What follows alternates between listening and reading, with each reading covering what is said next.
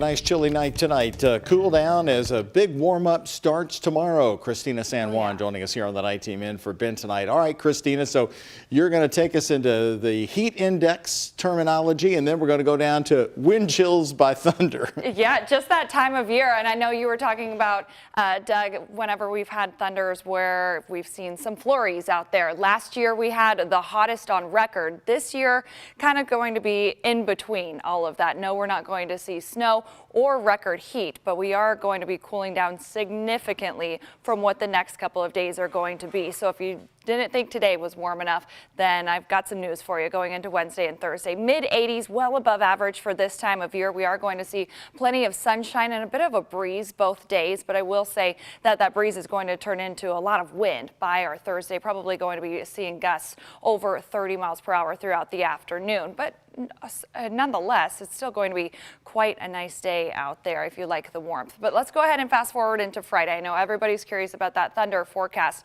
Well, all of that wind is just ahead of a cold front that's set to bring rain showers and some thunderstorms to the area starting Friday morning. And it looks like this is going to be a very slow mover for us. And Friday, we're likely just to have soaking rain pretty much all day and even into the night. Yes, we may get a couple of hours of dry time as we head into the evening, but then we have another round that's going to pass on through late Friday night and first thing on Saturday for thunder. It looks like rain is set to be heavy at times as well. You see a lot of those reds and the darker oranges indicating that we'll have some heavy rainfall at times. It will start to subside by Saturday afternoon. This is at 1:30. Looks like we will be on the tail end of those rain showers, but check out those temperatures. 47 degrees Saturday afternoon, and it's going to be quite breezy. So it's going to feel probably about a handful of degrees cooler than what you're actually seeing on your screen there. So feeling like the lower 40s, I would certainly just dress in layers. The warmest part of the day is actually going to be first thing on Saturday. It's only going to continue to drop